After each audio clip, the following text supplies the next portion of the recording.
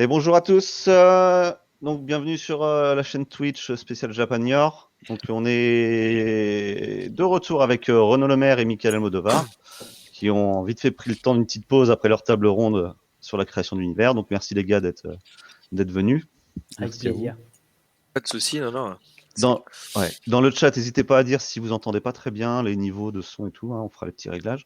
Donc je le rappelle pour ceux qui nous rejoignent, Renaud Lemaire et Michael Almodovar, tous les deux auteurs de manga français. À Renaud Lemaire, à qui l'on doit Dreamland, qui, ça fait combien de temps maintenant 14 ans peut-être que ça a commencé. Ouais, 2021, on va faire les 15 ans. Ouais. Les 15 ans, voilà, en 2021. Donc 19 tomes, un artbook qui arrive le 14 octobre. 14 octobre, le artbook qui arrive. Le tome 20 pour courant 2021. Écoute, ouais. En plus, il y a Mika dedans dans l'artbook. Ah, oui, nice. Ouais, c'est vrai, j'ai vu ça. Tu as invité pas mal de petits illustrateurs, auteurs pour participer. Je leur ai demandé et c'est eux qui m'ont fait l'honneur de dire oui, ouais. C'est ça plutôt, ouais. C'est clair. Il y avait le billet aussi, il faut dire. Si seulement. Clair. Okay. Non, c'est cool. Et puis j'ai pu faire un petit taureau qui passe bien. Yes. Ça m'a fait plaisir. Ça fait longtemps que j'avais envie de le dessiner. Puis comme je prenais jamais le temps. Nice. Du coup, il y a combien d'auteurs que tu as invités sur l'artbook, Renaud? Une petite vingtaine. Hein. Nice. Cool. Les poteaux, la nouvelle génération, des anciens. J'ai voulu, et encore, si je voulais mettre tout le monde, en fait, il y aurait un artbook que de ça, quoi, tu vois. Donc, non, il y a des oubliés, il y a des. Enfin, voilà. Mais la petite vingtaine, c'était déjà pas mal. Et ils ont tous répondu présent, ils ont tous fait des trucs de ouf. C'est vraiment cool. Donc, ça te fait un bottin de combien de pages à peu près 384 pages. Voilà. 384 pages, ah ouais, d'accord. Ouais. J'aurais voulu plus, mais Pika m'a dit bon, on va arrêter. Et c'est vrai qu'à un moment, il faut mettre des limites, sinon c'est mort. Après, c'est que je voulais vraiment le faire pas cher. Donc c'est vrai qu'après, t'es limité. Tu peux pas demander à ton éditeur 600 pages et dire il faut qu'il soit à 35 €, 35 €, quoi. D'accord. Et l'artbook seul ou il y a plein de trucs en couleur là. Pardon? Il y a plein de trucs en couleur en plus là. Tout est en couleur en fait. Ok. Ouais. Et du coup, artbook seul ou il y a une petite édition collector qui se prépare avec, je sais pas, des goodies, des trucs comme ça? Non, pas de collector. Okay. Ouais, non. Le seul, c'est un beau bouquin déjà. Super. Donc voilà, il y aura pas de frustré de pas avoir le collector, il y aura pas de vente, de surcotage parce que je l'ai vu avec mon tome 10 qui est le seul collector. Il y a les prix se sont emballés aujourd'hui. Il était sorti à 15 €. Aujourd'hui, tu le veux, il vaut 150 €, 200 € sur le net. Ouais. Okay. C'est un truc que tu peux pas maîtriser, tu vois, le fait que ça cote. Mais ce que tu peux maîtriser, c'est de plus en faire. Donc moi, je vais plus faire de collector en fait. C'est ça. Non, mais c'est une bonne démarche. Mais c'est les collectors, c'est sympa, hein, mais je me suis rendu compte que si t'en fais 2000 ou 3000, tu fais plus de frustrés que de contents. Tu fais 3000 contents, mais tu fais 25 000 dégoûtés. Ouais. Donc moi, j'ai pris Non, mais c'est cool, c'est tout à ton honneur de privilégier l'accessibilité à tous plutôt que de privilégier certains. Ouais. D'accord. Mika, du coup, toi, auteur des Torches d'Archilon. Ouais. Paru chez Arc Édition, du coup. Art, voilà. T'en arrives au tome 4, c'est ça? Ouais, donc le 5e livre, mais tome 4. Ok. Puisqu'il y a un tome Genesis qui arrive entre temps. Et donc là, je suis un peu en retard parce que j'ai écrit trop. C'est-à-dire que j'ai écrit, quand j'ai terminé mes storyboards, j'avais 400 pages. En fait. Et Arc Édition n'est pas suffisamment solide pour sortir un tome de 400 pages à 7,50 €. D'accord. Donc du coup, on l'a coupé en deux. Et j'ai passé tout l'été à le réécrire. Et en attendant que mes plumes et mes encres arrivent du Japon avec le Covid, c'était le fun. Et mes feuilles surtout. Et du coup, donc j'ai tout excuse-moi Renaud.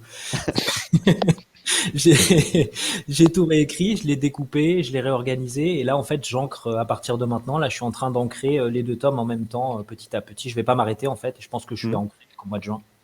Donc là, on va faire les précommandes du tome 4 là début du mois. Et je pense qu'au mois de mai-juin, on fera certainement un autre financement participatif pour les précommandes du tome 5, qui sera le dernier bouquin du cycle. Donc là, on terminera le premier cycle, et ensuite, on attaquera le cycle suivant avec Genesis 2, et ensuite les tomes 6, 7, 8, 9. ainsi de suite. Alors Genesis, pour ceux qui connaissent pas, c'est la préquelle, c'est ça, aux Torches d'Archilon? C'est ce qui se passe juste avant. Juste avant, voilà. C'est Genesis 1, donc ça c'est comment les héros se sont rencontrés. Genesis 2, c'est l'histoire du Cyclope. Pour ceux qui ont lu les Torches, et tout le monde veut savoir ce que c'est que cette histoire de Cyclope. En fait, il y a Archaïs qui, plusieurs fois, elle est confrontée à la situation où Sombre Lune veut parler de l'histoire des Cyclopes. Et Archaïs veut pas qu'on en parle. Et il y a une histoire de Cyclope, de Talc et d'Archaïs. Et je peux pas en dire plus. Ok. Et du coup, tu parlais financement participatif, pardon. Ça Oui. sera Ulule? C'est ça, on te retrouvera sur Ulule? Pour l'instant, on est sur Ulule, ça se passe bien. D'accord. Donc, Ouais. on va rester. Et puis, il y a une communauté qui s'est faite autour. Mhm. Après, je verrai peut-être sur la suite, peut-être on fera ça directement dans quelques temps, directement sur notre site pour les précommandes, Ok. plutôt que faire des financements. J'aime pas trop l'idée de financement participatif, Mhm. ça me blesse un peu. Je préférerais, tu vois, que ça se fasse plus direct. Mhm. Mais j'aime pas, j'ai l'impression de mendier des trucs, alors que c'est pas le cas. C'est de la précommande, tu vois, mais dans ma tête, ça. Ouais, mais je comprends, fait moi ce c'est truc. pareil, c'est clair. Donc du coup, on essaye de faire au mieux, et puis que je le supporte. Et puis après, c'est bon. Il y a un petit problème de Mais son, les gens Mika, je sont t'entends contents en et ils me le écho. redemandent, si tu veux. Chaque année, on me dit, ah Ouais. ben, c'est quand le prochain Ulule? Donc, c'est qu'il y a une attente aussi là-dessus, une sorte de rendez-vous.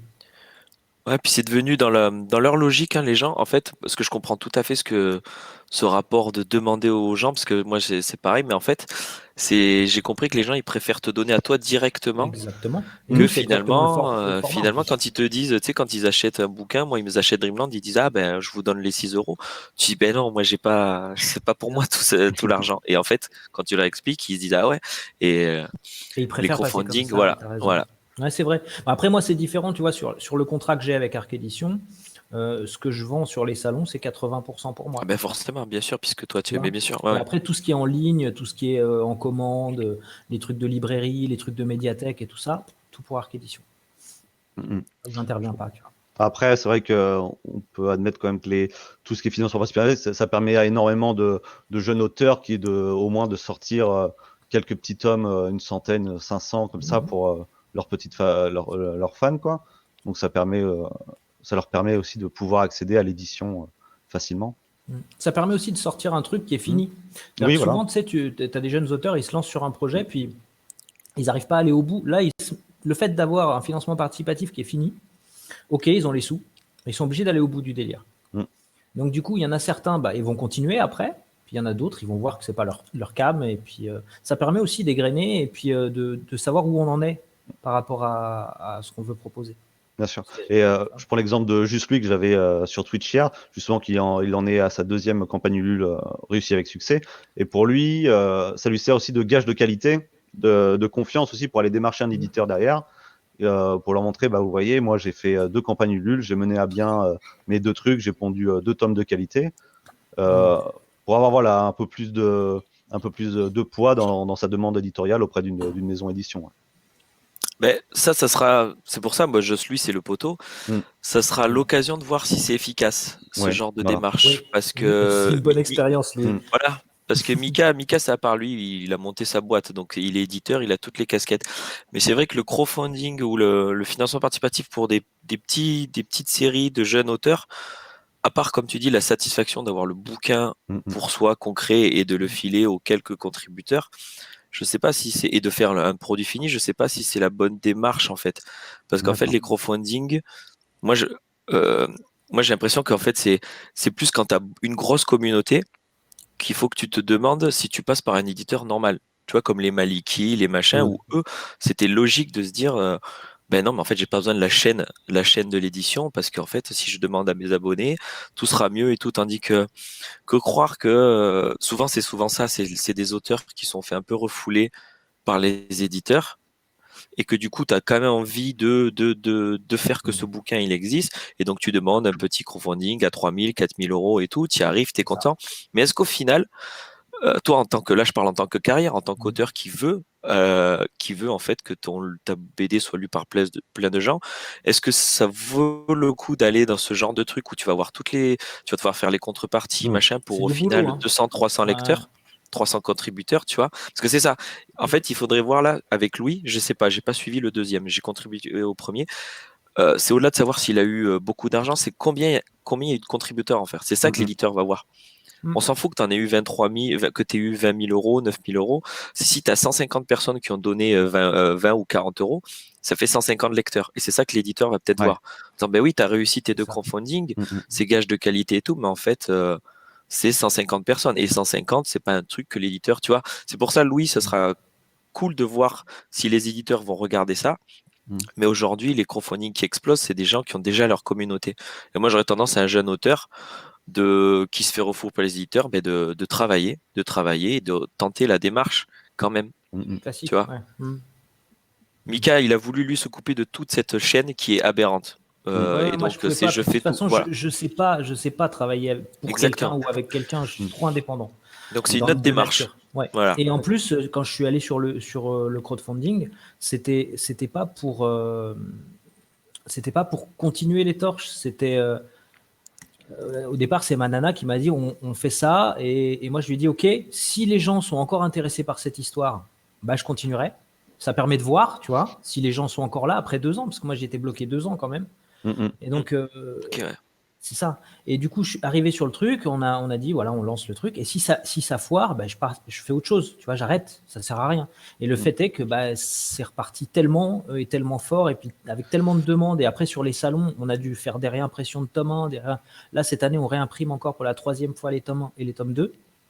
On a eu tellement ça a tellement bien fonctionné que bah, en fait j'étais un peu obligé de continuer d'une certaine manière, si tu veux. Mais c'est bien, ça me permet moi de savoir que l'histoire avait touché suffisamment pour que 2 ans après, les gens aient encore envie. Mais ça aurait pas fonctionné, moi j'aurais arrêté, j'aurais fait autre chose. Je serais que prof ici, c'est tout. Mais toi, ta démarche, de toute façon, tu avais trouvé l'éditeur, il y avait tout, tu avais fait la démarche, c'est que l'éditeur avait pas les reins solides ou pour X raisons, la série s'est finie.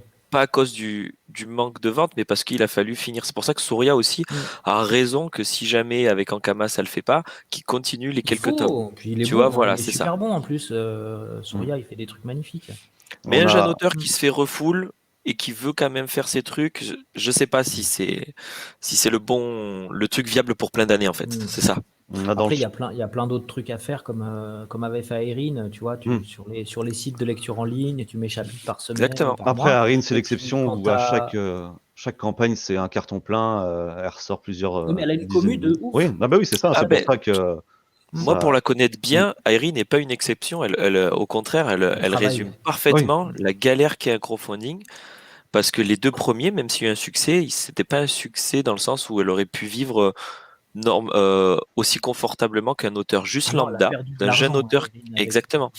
Donc oui, elle a une communauté qui l'a aidé, mais c'était pas une communauté assez élevée pour en vivre. Là, le 3e, par contre, le 3e, c'est du bon, tu vois. Mais comme on dit, elle en a fait un tous les 2 ans, parce qu'en fait, quand tu fais un crowdfunding, tu deviens éditeur, tu fais tout, donc tu produis moins. Donc elle fait un tome tous les 2 ans parce qu'elle doit gérer. Et donc en 6 ans, elle a fait son 3e tome. Et c'est vrai que le 3e crowdfunding a marché parce qu'elle était transparente. Elle a expliqué les galères qu'elle avait eues, les gens ont eu envie de l'aider. Mais clairement, une Irene, c'est vraiment justement, moi vraiment, quand je parle de la bonne démarche à faire, c'est les Maliki, c'est les Laurel qui n'ont pas besoin d'éditeur. Mais Irene, elle a galéré pendant 6 ans, je la connais très très bien, mais si tu savais les galères financières, alors que tu as 25 000 euros, mais en fait, si tu étais passé, enfin, elle aurait aimé, mais si tu passes par un éditeur normal, ok, il y a le côté, ils prennent beaucoup de pourcentage et tout, mais tu es payé 10 000 euros pour faire un tome, en fait. Et là, les crowdfunding où l'auteur a 10 000 euros pour lui, il n'y en a pas beaucoup, hein. Même quand tu dépasses les 30 000 euros. Tu vois ce que je veux dire? C'est vrai, puis sans compter les charges. Exactement. Les paliers à faire, la taxe, le truc. Franchement, il te reste pas beaucoup, hein, quand tu as fait 40 000 euros, et ce qui est un succès de ouf en BD, en crowdfunding. Mais je peux dire, tu es moins payé que le petit mec que les éditeurs auront senti et qui vont lui faire un contrat à 12 000 euros. C'est pour ça que je dis qu'il faut faire attention. C'est pas mais tu es moins payé. Mais tu dois pas rembourser l'argent que. Exactement. Et puis en plus, tu sais que ta BD, elle va être. Alors après, ça dépend, puisque toi, tu es clairement l'exemple. Je l'allais dire chez un éditeur, tu sais que ta BD, au moins, elle sera dans les librairies et tout. Bon, c'est pas. Ça dépend qui s'en gère. Voilà, c'est ça. Là, tu vois, voilà, à l'heure actuelle, nous, on travaille même plus avec les librairies. Ouais. Parce que ça nous coûte. En fait, on a calculé les ratios temps résultat, si tu veux. Et entre le temps qu'on doit mettre pour préparer les choses pour les libraires, les demandes spécifiques de chaque libraire. Parce que les libraires, en fait, ils sont habitués à un fonctionnement très traditionnel. C'est tout informatisé. Tu cliques ici, tu reçois 1 tome de ça, 3 tomes de ça, 2 tomes de ça. Et les gens nous faisaient des commandes que nous, on ne pouvait pas remplir, quoi. Ok. On peut pas envoyer on peut pas aller dans les stocks, un tome un tomes, tome c'est 1, ça. 4 tomes 2, machin, envoyer ça par la poste, ça va nous coûter de l'argent. Donc nous, ce qu'on avait proposé, c'était d'avoir 12 tomes de base dans un colis avec 3 tomes 1, 3 tomes 2 et ainsi de suite, tu vois. Minimum. Et en fait, ça nous avait simplifié le jeu, mais seulement avec les libraires qui jouaient le jeu, quoi. Et puis finalement, on s'est rendu compte que entre ça, le temps que tu passes à faire les mails, que tu passes à faire les factures, que tu passes à faire passer et amener les colis à la poste et tout ça pour que ça revienne, ou que les mecs c'est avec DPD qu'on bosse, les mecs de DPD viennent chercher le colis, que les mecs ils oublient de venir chercher le colis, enfin des trucs pas possibles. Donc finalement, ça nous coûtait plus d'argent qu'on en gagnait. Tout comme à un moment donné, on avait mis sur Amazon aussi des bouquins. Et on a vendu plein de bouquins sur Amazon et en fait, on a perdu de l'argent. Tu vois ? Du coup, il y a plusieurs personnes qui relèvent ça. C'est vrai que du coup, le crowdfunding, t'es pas seulement dessinateur. Il faut que tu gères ta communication. Il faut que tu gères justement la logistique de tous ces trucs-là. Il faut que tu sois. Et au final, tu fais les colis, C'est ça. tu amènes à la poste, il faut que tu payes tout, il faut que tu t'organises au niveau des. Vérifier que les gens ils ont bien reçu les mails. Alors C'est ça. C'est ça. Mais ce qu'il dit Mika, là, c'est un taf, ça s'appelle un commercial. Ouais. Tu as des commerciaux qui vont dans chaque librairie. Ils sont ça. alloués par département. Ils vont dans chaque librairie tous les 2-3 mois avec leur classeur et ils disent alors combien tu m'en prends. Et c'est vrai que les libraires, franchement, pour des nouvelles séries ou des trucs, c'est souvent des quantités à coût de 2, 3, 4 tomes. Hein. Pas plus. Ils te disent t'es venu le voir il y a 6 mois avec ton tome 1. Tu lui en as vendu 5. Il te dit, ben, j'en ai vendu 3, donc le tome 2, il va en prendre 2, tu vois. Ouais. Et en fait, ça, c'est un taf, c'est clair. Mais même moi, ça, quand j'étais. Et puis, il y a tellement de sorties, Renaud. Il y a tellement de sorties. Le bouquin, donc, il arrive. En fait, 2 jours après, il y en a un devant. 3 jours après, il est au fond du magasin. Ben oui.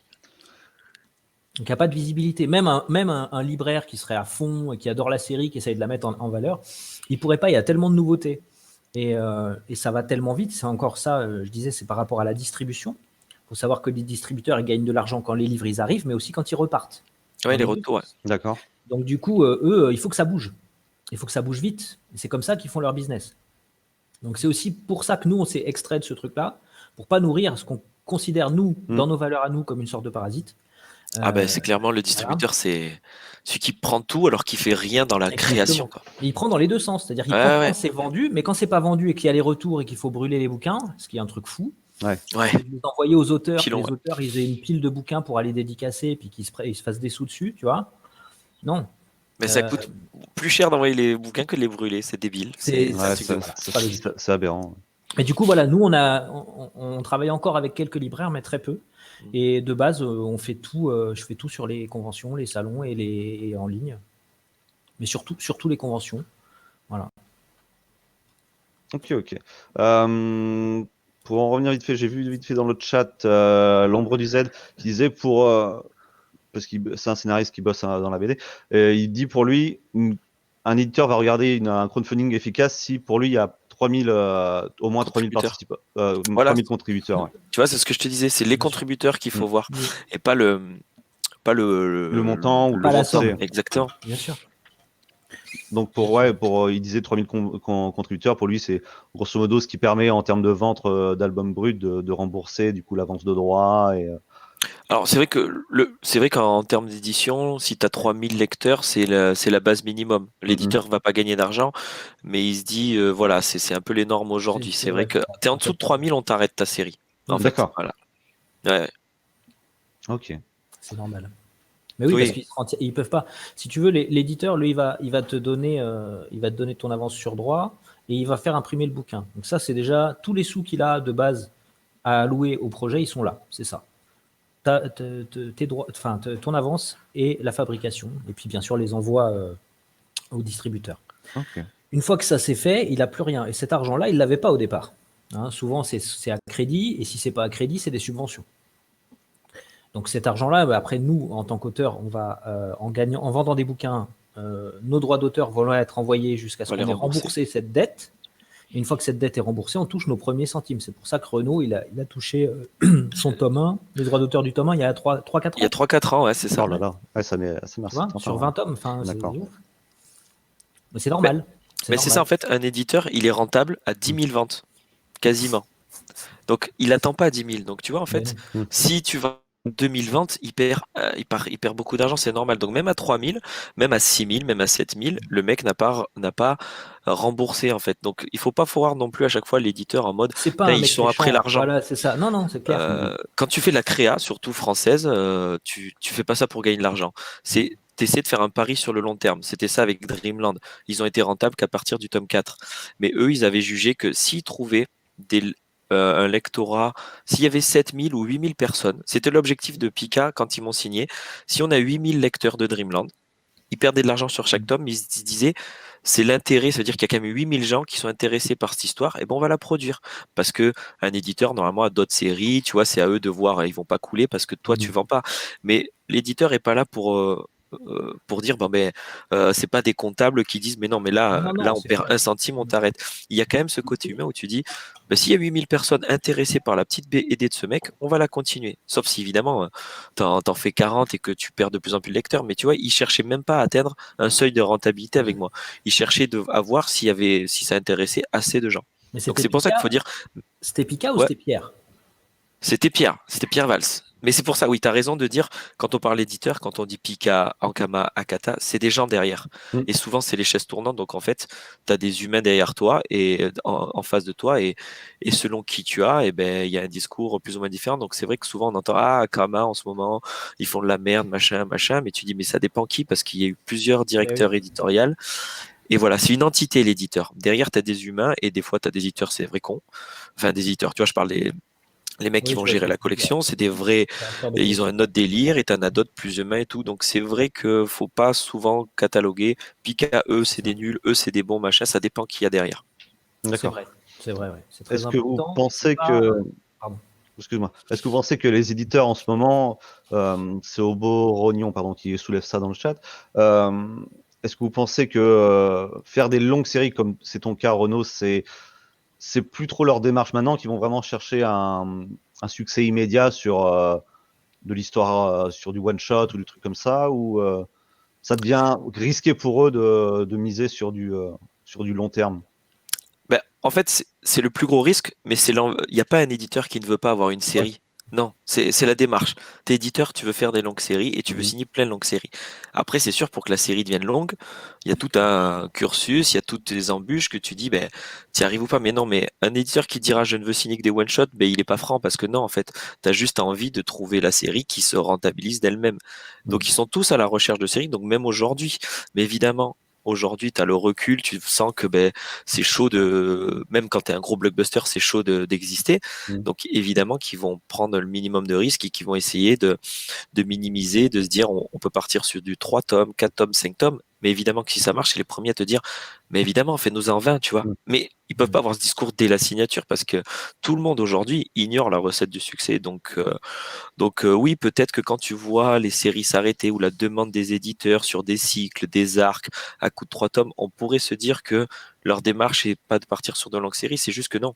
Comme on disait, ils font selon les chiffres en vigueur et ils essaient de minimiser les trucs. Mais n'importe quel éditeur veut une série longue, évidemment. C'est normal. Non.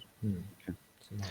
Et est-ce que ça, je sais pas trop comment ça se passe, mais est-ce que ça peut pas être un peu contre-productif pour l'auteur qui veut, genre, bah, au début, l'éditeur lui dit, bon, on va partir sur 1 ou 2 tomes, et donc il va concevoir son histoire pour que ça parte sur 1 ou 2 tomes, et finalement ça marche, et lui dit, bah, par contre, il va falloir que tu continues, tu vas tirer sur la longueur. Tu vois ce Hmm. que je veux dire?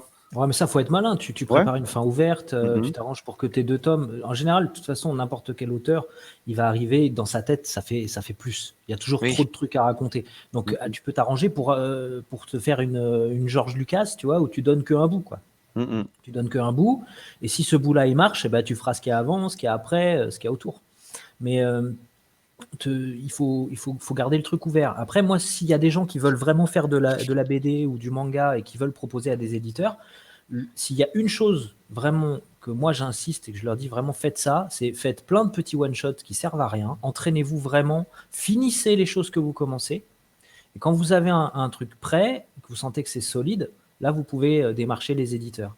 Mais si vous avez des retours et que c'est pas pris, continuez, entraînez-vous et revenez.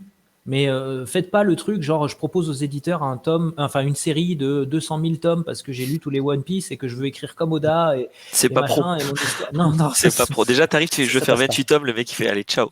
Ouais, c'est ça, c'est ça. Donc proposez-lui un truc cohérent, c'est-à-dire moi là j'ai 2-3 tomes d'un bout d'une histoire qui est plus large, mais je peux la faire en 3 tomes cette partie-là. Je suis capable de le faire dans les délais parce que je me suis entraîné, j'ai fait j'ai fait peut-être un Ulule pour m'obliger à avoir une deadline et tout ça. Je sais travailler sous pression, je sais travailler dans des conditions compliquées. Voilà, ça permettra au moins de mettre le pied dans la porte. Après, c'est à vous et après aussi à ce que vous voulez. Personnellement, moi, je le ferai pas parce que c'est pas du tout dans ma dynamique personnelle. Mais c'est les choix de vie. Tu peux écrire ton histoire et avoir ton ambition de faire 30 tomes, mais tu Oui. ne lui dis pas. Moi, c'est pareil avec Dreamland, comme je vous Bah dis oui. aujourd'hui, il sait même pas, après 15 ans, combien il y aura de tomes. Moi, je sais la longueur de ma série, mais quand je suis allé le voir, si j'étais allé vraiment en lui disant, ben, tu vois, on est parti sur une première partie avec plus de 20 tomes, il m'aurait dit, mais non, Renaud, faut que tu écrives. Alors que là, tu dis, ben, j'ai ça. Bon, ben, on part sur 3 tomes et c'est à toi en tant qu'auteur à réfléchir. Moi, il m'avait imposé une sorte de cycle pareil. En fait, c'est moi qui refusais, ou tu dis oui, oui, puis tu fais non, non. Moi, mon premier cycle doit être sur 5-6 tomes. Je vais pas casser mon rythme de narration parce que je pense que mon rythme est bon et que je pense qu'il trouvera le public. Mais c'est un pari que tu fais toi aussi. Disons que l'éditeur, il a un pari, toi, tu en as un autre. Écoute, comme tu es le maître quand même de ta vie, parce que lui, ben, s'il veut plus de ta série, il t'arrête et il en a d'autres, tu vois. Tandis Oui. que nous, on mise quand même notre avenir. Donc, moi, j'ai pour discours de dire ben allez au bout de ce que vous avez envie parce que le mec qui va te donner des conseils il peut y avoir des bons conseils hein, mais au moins j'ai l'impression que si tu vas au bout de ce que tu voulais faire toi, peut-être que l'échec sera plus facile à vivre. J'ai l'impression hein, parce que je l'ai pas Est-ce que vécu. ça sera vraiment un échec? Parce que de toute façon, tu vois, Voilà, c'est ça. Je sais que des c'est potes qui ont écouté l'éditeur alors que leur choix était à l'opposé et qui l'ont écouté et qui ont eu un échec parce qu'ils ont écouté l'éditeur, et ils s'en sont pas remis encore ouais. parce qu'ils font ah putain si tu vois ce que je veux dire, c'est ce J'avais fait côté ce que donc je voulais, machin, exactement et ouais. en fait tu tournes en boucle et évidemment que c'est dur d'avancer tandis que tu dis bah, je m'écoute mais j'assume, je me suis planté, j'ai l'impression qu'on peut plus facilement rebondir mais encore une fois je ne sais pas. D'accord. Et est-ce que du coup, toute cette masse éditée on est submergé en ce moment de plein de BD, trucs comme ça. Est-ce que justement l'éditeur, lui, il peut pas faire, on va dire, la promotion comme il entend sur assez de produits pour leur donner une chance de marché, d'exister, quoi. Toi, je sais que Pika, il te suit assez, donc je pense qu'il y a pas mal de communication, de promotion peut-être dessus. Non, mais c'est Ah lui non qui fait il y la a que dalle hein. Il y Il y a a que que dalle? dalle hein. D'accord, ouais. Il y a que dalle et en fait c'est pour ça même pour les grosses séries il y a rien. T'as une Ouais. petite com pour le tome 1. Mmh mh. Quand tu as une nouvelle série, tu le mets en avant. Sinon, ben, tu l'as signé, comme disait Mika, ils ont investi de l'argent. Mmh mh. Donc, le but, c'est quand même de trouver un peu de gens. Donc, tu as souvent de la com sur le 1. Et après, on peut commencer à classifier quelles sont les bonnes ou mauvaises com, on est d'accord. Mais disons que oui, tu auras minimum un truc fait sur ton tome 1. Mais après, combien de séries les lecteurs disent, mais je n'étais même pas au courant qu'il y avait le tome Bah 2 oui, oui, non mais ou le ça, tome 3. d'accord, hein. Et l'éditeur et l'auteur tombe des nues en disant, ah, mais putain, mais en fait, c'est naïf, c'est non. Les éditeurs ne font pas de com. Et en fait, ils sont plus en mode on signe plein de projets. Tac, tac, Ouais. tac. C'est ce qu'a fait Ankama à l'époque, tu vois, avec Radiant et tout. Ils avaient signé 5-6 auteurs de mangas français. Donc il y a eu 5 séries. Il y avait Burning Tattoo de Manu, il y avait Shonshon The Rook de Saïd Sassine, il y avait Alan Heller avec Moi Los j'ai failli y Sahara. passer aussi, puis finalement Tu vois, ça traînait tellement que je suis passé par Akata. Ankama, ils ont fait, tu sais quoi, on en signe 5. Et si on en a un qui sort du lot, ben on a gagné. Alors que moi en tant qu'auteur et en connaissant les poteaux, c'est vrai que nous, on a le discours, comme on passe plus à l'affect, tu dis, ben, un bon éditeur, il devrait en signer 2, mettre l'argent qu'il faut en com sur les deux, parce qu'imagine l'argent qu'ils ont eu pour payer les 5, tu vois. Si tu avais choisi que 2 séries et que tu les soutiens bien, peut-être que tes deux, tu aurais fait 2 auteurs contents parce qu'ils seraient allés au bout. Là, ils en ont fait 5. Il y a Radiant qui est sorti. C'est cool. Ils ont gagné, ils ont tout gagné en Oui, Kama là ils parce sont qu'au moins il y en tranquilles. a un qui a eu le succès, tu vois. Mais ça fait quatre auteurs sacrifiés sur l'autel, tu vois. Et donc c'est vrai qu'en ce moment, c'est ça, c'est pas parce qu'il produit, c'est pas parce qu'il y a beaucoup de titres signés que ça veut dire que l'éditeur va faire la com ou quoi. C'est le but en fait. Comme ils savent pas où est le succès, Mmh. eh ben on signe plusieurs séries, on lance les bouteilles à la mer. Et s'il y en a une qui revient, on a déjà tout gagné en fait. D'accord. J'ai une question d'Oborognan toujours. Est-ce que vous pensez qu'un auteur doit négocier dans son contrat pour justement appuyer sur la com de la part de l'éditeur, quitte à rogner une chouïa sur son avance de droit? Est-ce que c'est quelque chose que l'auteur peut demander à négocier dans son contrat, tu crois? Vous Tout pensez? peut être amené à être Un négocié. contrat, c'est négocier deux parties, donc tu peux négocier ce que tu veux. Après, le truc, c'est que quand tu arrives et que tu n'as rien à négocier parce que toi, tu es un débutant, Il n'y a pas de rapport de s'il y a un rapport le de force, voilà. il n'existe pas. Tu vois, donc il faut au moins que tu aies fait un tome ou deux, et là, Mhm. tu peux commencer à négocier. Tu vois. Si tu bosses déjà avec eux, tu peux éventuellement faire comment ils appellent ça, un avenant au contrat. Ouais. Mhm. Et là, modifier certains trucs de pourcentage ou autre, mais ou obligé à ce qu'à chaque tome, il y ait une com, En machin. même temps, Et après, ouais. c'est pas forcément Mais- une bonne idée parce que déjà, on connaît la situation précaire des auteurs. Mm. Déjà, rogner sur l'avance ce qu'on Mais te rogner fait, sur l'avance, ça non, peut je déconseille. ça peut Déjà, être si tu as une avance délicat. qui est solide, ça Et sera bien. surtout que la communication au début, elle va surtout servir l'éditeur et moins l'auteur, vu que si on part sur 10 000 tomes avant de commencer à toucher des droits d'auteur, ça peut être Tu compliqué. sais, les droits d'auteur, en vrai, on s'en fout au départ. Ouais. Ah oui, tu penses pas à ça. En fait, il faut Quand t'es négocier auteur, son tu veux avance juste sur être droit. lu. Tu veux Tu juste être lu et négocies pouvoir ton avance manger. sur. Ouais. Mm, mm. Tu négocies l'avance sur droit parce que c'est ce qui va te remplir ton frigo les jours quotidiennement, quoi. Après, j'avoue, c'est vrai que faire baisser son forfait pour la com, c'est une bonne question, mais je sais pas, com, ça veut dire quoi? Parce qu'ils vont te dire, ouais, ok, on va mettre 3 000 € en com. Ouais, ils vont Mais faire un selon, c'est Facebook et quoi la voilà. com? En fait, tu vois, on va Mm, mettre 3 C'est 000 € ça. sur les réseaux sociaux, on va Ouais. mettre des affiches dans le métro, mais en fait, ça coûte 100 000 €, ça. Donc, Mm. tu vois, déjà, c'est com, ça veut tout et rien dire, parce que même s'ils en font, est-ce qu'il y a des belles com en BD déjà? Est-ce qu'une com en BD est efficace? Ça, tu vois, c'est Peut-être déjà pas. aussi une question. Aujourd'hui, moi, je t'avoue ce que je conseillerais en contrat, mais c'est aujourd'hui, en fait, j'aurais pas conseillé ça il y a 4-5 ans. Je pense qu'il faudrait, moi, je serais jeune auteur, je privilégierais euh, les nombres de tomes assurés au forfait.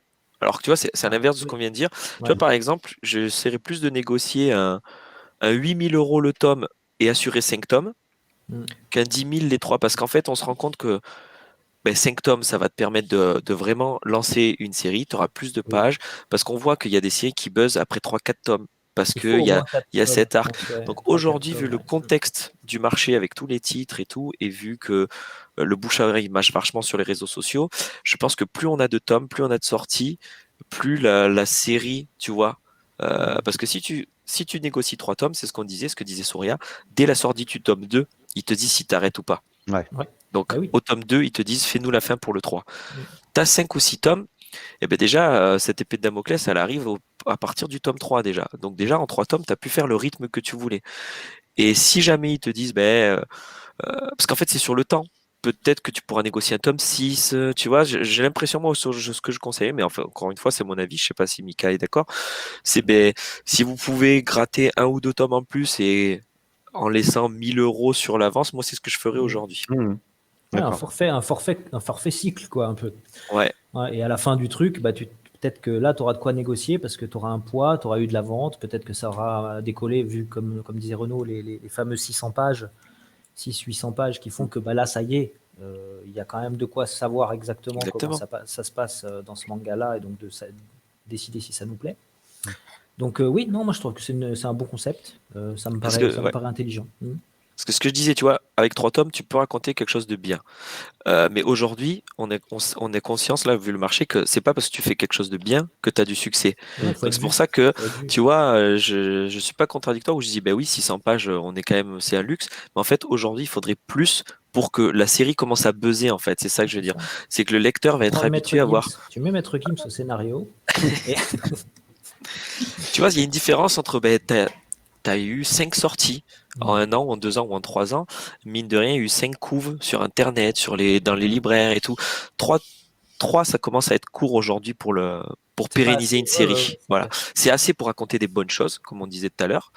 Mais et le but, c'était ça la question, pour continuer une série, pour avoir une carrière, je pense, si t'es jeune auteur, négocie plus ton nombre de tomes. Ok. Et du coup, on le voit de toute façon maintenant, même c'est les auteurs qui assurent leur propre promotion, on va dire, avec de toute façon l'émergence maintenant du stream, du Twitch et tout. On voit que par exemple Tali, qui est très présent sur Twitch. Ah, mais Putain, il y a eu un arrobas SafeTally, quoi. C'est ouf. Ah, bah, C'est génial, ça. C'est trop bien. Mais c'est jamais arrivé dans la BD, quoi. C'est Je crois pas. Non. Non, mais ouais, et du coup, il y a cette présence qui devient maintenant indispensable pour les auteurs sur les différents réseaux, de montrer qu'ils sont là à longueur d'année, pas que sur les salons pour des dédicaces, trucs comme ça. Je sais, toi, Renaud, tu as fait un peu de stream. Je sais qu'après, tu aimes bien l'exercice, mais pas quand il y a trop de monde sur le. Ben, Pour en prendre fait, le temps de c'est vrai parler. qu'aujourd'hui, un jeune auteur qui commence aujourd'hui, ou même il y a déjà 1 ou 2 ans, évidemment qu'il faut gérer avec tout ce que tu dis, tous ces réseaux sociaux et tout. Moi, j'ai l'avantage d'avoir eu le succès et d'avoir trouvé mes lecteurs avant qu'il y ait les réseaux sociaux. Je vous parle d'un temps que les gens... Tu vois ce que je veux dire? Donc moi, en fait, les réseaux sociaux, c'est un amusement. Ouais. Je ne suis pas à la course du follower, parce que tu vois, sur Instagram, j'ai 10 000 personnes. Ma cousine, elle est tatoueuse, elle a plus de follow que moi, et pourtant, je suis à plus de 500 000 ventes. Tu vois ce que je veux dire? C'est Ah que non, moi, les mais réseaux c'est ça. sociaux, c'est pas ce qui me fait vendre. Donc moi, je m'en amuse parce que je trouve ça génial, le fait qu'il y ait une interaction et tout. Mais c'est vrai que, mais on parle voilà d'une série qui avait déjà trouvé son public, qui grandit encore, tu vois. Donc c'est pour ça que j'y suis. Mais c'est pas ce qui me fait, c'est pas ma vitrine en fait, les réseaux sociaux. C'est le côté d'être avec les lecteurs. Aujourd'hui, oui, il y a 2 ans ou même aujourd'hui, tu veux que ta série elle existe, il faut être partout. C'est clair, c'est clair. Mika, toi, c'est. Bah, moi, c'est un peu différent parce que moi, la série est plus jeune. En plus, j'ai pas, tu vois, j'ai assez peu de tomes pour l'instant. Moi, je suis obligé de me montrer parce que je suis obligé de faire de la communication, montrer que ça existe, en fait, juste pour montrer que ça existe. Après, je sais que les gens, une fois qu'ils auront pris le livre et qu'ils l'auront ouvert, ils le refermeront pas tant qu'il sera pas fini. Ça, j'en suis sûr et certain. L'expérience s'est avérée concluante jusqu'à présent. Maintenant, je suis obligé de montrer et faire de la com, c'est nécessaire au niveau où j'en suis. Alors peut-être, je te dis pas, peut-être dans 5 ans, je dirais, bon, j'ai pas besoin, je le fais que pour le fun. Là, je le fais pas, parce que déjà, j'ai pas une bonne connexion Internet chez moi. Donc, du coup, je le fais pas. Mais je vais le faire bientôt. Je vais le faire Yes. bientôt, mais plutôt en mode pour pas être tout seul tout le temps, tu vois. Parce que c'est quand même, t'es quand même très isolé quand tu fais ces métiers-là. Moi, je suis dans mon bureau toute la journée à gratter des trucs. C'est plaisant, mais je pense que c'est encore plus plaisant si tu es avec des potes. Moi, je faisais tout le temps ça quand j'étais ado. On était 4 ou 5 autour d'une table et puis on grattait, quoi. Donc, je vais le faire comme ça. Je vais essayer de le garder dans cet esprit-là. Et puis en même temps, des petits conseils, tu vois. Je veux dire, C'est ça. comment Ben tu moi, fais ça? c'est pour ça que je le fais, hein.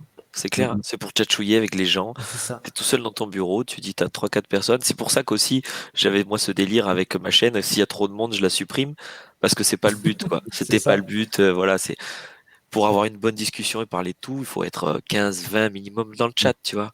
Et donc je comprends tout à fait sa démarche, puis ce serait ça, c'est la mienne, ouais. Ok. Je remonte un peu le chat, voir s'il y a des petites questions. Sinon, il y a Auborian qui parle des torches un peu d'Archilon. C'est vrai qu'il trouve que c'est de qualité dans le sens où dès que tu as fini le livre, dès que tu as fini la dernière page d'un tome, tu sais que l'univers il continue derrière. C'est gentil. Ça il me fait plaisir. reprochait à beaucoup de parutions que quand tu les lis, tu sais que l'éditeur ça va être 2-3 tomes, pas plus. Tandis qu'il parlait des torches dans le sens où on sait que il y a de l'investissement derrière, il y a l'univers qui est derrière et on sait que ça peut durer. Il y a énormément d'histoires à raconter derrière. Ouais, c'est aussi pour ça qu'on a mis les bonus, en fait. C'est que je voulais vraiment pouvoir. Il y a des trucs que j'ai pas le temps de raconter. Donc, le fait d'avoir dans les bonus des grands textes avec quelques infos sur des trucs, soit politiques ou du fonctionnement de l'univers derrière, ça permet vraiment de se projeter et de se dire, bah voilà, ce monde-là, il continue à évoluer pendant que nous, on passe à autre chose, puis on va revenir dedans, nous. En fait, c'est nous qui faisons l'action de revenir dans les torches de temps en temps. C'est pas le truc qui est là et qui nous attend, en fait. C'est cette sensation-là. Alors, c'est pas fait exprès, et je m'en suis rendu compte petit à petit en le faisant. Mais je pense que ça vient beaucoup du fait qu'il y a une base qui vient du fait qu'on faisait des parties de jeux de rôle. Je pense que ça joue vraiment sur ce truc-là. Parce que la partie de jeu de rôle, en fait, tu sais, c'est un peu comme imagine un MMO où quand t'es pas là, ça continue à jouer sans toi. Tu vois. Un truc persistant, ouais. Et toi, tu reviens, il y a des trucs qui ont bougé, mais tu sais pas trop quoi, et puis tu dois redécouvrir à chaque fois l'univers un peu. Et je trouve que c'est un concept qui me plaît bien. Ok. Bon, on arrive au bout de cette petite session. Vous voulez rajouter quelque chose, un petit conseil à ceux qui voudraient se lancer? Enfin, on a fait un peu le tour quand même des conseils, des choses à faire, à ne pas faire. C'est ça. Entraînez-vous. Ouais. Ne travaillez pas que sur la tablette. Oui. Faites un petit peu de papier aussi, c'est pas mal. Apprenez Oui. la perspe. Bah après, le conseil, c'est ce qu'a dit Mika, c'est aller au bout des choses. Finissez un Finissez truc, ce quoi. que vous commencez, ouais. C'est T'as vrai. une dernière question, j'y avais pensé l'autre jour. Sur votre travail, je pense que vous êtes assez mature pour avoir du recul sur votre propre œuvre. C'est dur, hein. Ouais, je pense. Mais est-ce qu'il y a quelque chose pour vous qui vous saute aux yeux, vous dites ah ça j'arrive pas à le gérer ou ça c'est vraiment pas mon truc, jamais je dessinerai un truc comme ça, je sais pas, genre des décors de ouf ou voilà, est-ce qu'il y a quelque chose que vous dites j'aimerais bien bosser dessus, m'améliorer ou au contraire non ça j'ai vraiment pas envie d'y aller, ça m'intéresse pas du tout. Si, je sais pas si j'ai été clair. Si. Je réfléchis. Je commence alors. Vas-y. Ouais, vas-y. En fait, on dessine pour le plaisir. Donc, c'est vrai qu'à la base, comme le but de l'histoire, tu te fais plaisir, tu vas pas inventer des trucs, tu vas pas faire une histoire sur des trucs que tu sais pas faire. Tu vois, moi, les véhicules, les vélos, tout ça, j'aime pas, je vais pas te faire l'histoire d'un coureur de BMX, tu vois. Donc déjà, le contexte dans lequel on va mettre nos personnages, on va essayer de choisir des choses où on est à l'aise. Après, forcément, c'est une histoire. Il y a des choses qui se passent, surtout en plus avec des univers comme les Torches au Dreamland. Donc il y a des trucs que tu vas être amené à dessiner où c'est pas forcément ton point fort, mais c'est aussi le but d'un artiste, d'un auteur de se construire. Si tu faisais des choses que tu sais faire, tu vas plafonner et tu vas pas évoluer. Donc évidemment que le défi, il y a des défis à chaque tome. Après, je m'entraîne pas exprès, je m'entraîne sur les pages. Comme D'accord. on est moi je cours après le temps. Je devrais évidemment. Peut-être qu'un pro c'est ça. Un pro, il s'entraîne, il fait des designs avant. Mais moi, dans ma démarche, comme je veux raconter les trucs, oui, voilà, mais c'est pas ce qu'on voit. À avoir de la page quand même, tu vois. Donc je pense C'est que pour là, ça. Mais ouais. tu vois, mes pages, c'était mon entraînement. C'est pour ça que tu vois une telle Oui, évolution, en fait. Très bien. C'est parce que j'ai pas pris le temps de m'entraîner en dehors des pages. J'ai fait, bah non, aux Et F. tu peux pas. Quand est-ce que tu le Voilà, fais? c'est ça. On peut pas. Tu peux Exactement. pas. Non, moi c'est pareil. J'ai encore moins le temps maintenant, comme je disais, comme je suis prof plus les salons. Moi, j'ai à peu près 14 jours par mois pour bosser sur les chapitres. Putain, Et ouais. dans ces 14 jours, je dois aussi aller faire les courses, tu vois, Ouais. et m'occuper d'un petit peu de la famille, quoi. Donc du coup, c'est pour ça que j'ai augmenté vachement le rythme d'ancrage. Donc je tourne à entre 5-6 pages en moyenne par jour, mais du coup sur des périodes très courtes. Donc ça repousse vachement, mais effectivement, c'est assez important tout ça. Il faut pouvoir regarder son univers sans... Merde, je me suis perdu. Tu vois, j'ai pensé au temps qui me restait pour faire les courses et je me suis perdu. Enfin bon, bref. Redis-moi la question et je repars. Non, bah, c'était pour voilà, des choses que tu te refuses de dessiner parce que Que je me c'est pas refuse de c'est pas dessiner, ta ouais. cam ou Ça se fait tout seul, effectivement. Tu es obligé d'avancer page par page. Après, tu vas te retrouver. C'est ce que j'aime bien moi, en BD en général, c'est que il y a une page, là, tu sais pas le faire, le truc. Tu vois, tu es obligé de le faire, mais parce que tu as écrit qu'il se passe ça et ça, et tu sais pas le faire. Tu sais pas le dessiner. Là, par exemple, moi, j'ai eu un fauteuil roulant à dessiner. C'est chiant. Ah, c'est galère, c'est clair. Et alors, je te dis pas, je vais avoir des scènes d'action avec. Oh. Donc, ça va être hyper chiant. Mais du coup, tu vois, j'ai fait les premiers plans où on le voit, et puis j'ai étudié un petit peu comment c'était foutu un fauteuil roulant pendant 1 heure ou 2, tu vois. Mais je vais pas le pousser plus que ça. C'est après en le faisant au fur et à mesure des tomes. Il faut accepter aussi que tu peux pas tout maîtriser, et puis que ça va se maîtriser petit à petit. Moi, j'ai décidé d'accepter la possibilité que je fasse des échecs ou que je rate des trucs. Du moment qu'il y a au moins 1 ou 2 cases bien badass dans ma page, c'est pas grave s'il y en a d'autres qui sont un peu en dessous du niveau. L'important aussi, c'est l'histoire et que ça avance. C'est l'important, c'est l'histoire. Ok. Bon, bah, on approche du bout. Merci les gars. Merci d'avoir à toi. répondu présent Merci. à cette petite session. Merci le chat d'avoir participé, d'avoir suivi. C'était cool. Moi, je vous donne rendez-vous dans 10 minutes. Je serai avec Nicolas David qui va présenter son nouveau manga, Droner. Chez Kana. Ouais. Eh oui, qui est avec un animé qui arrive en C'est l'animé, octobre. ouais, L'animé arrive en octobre et le manga de Nicolas. C'est cross-média, ouais. Ouais. Ça a l'air pas mal. Donc, je vous invite là d'ici 10 minutes, toujours sur cette chaîne-là, avec Nicolas David et son éditeur qui sera là aussi. Okay. Donc, voilà.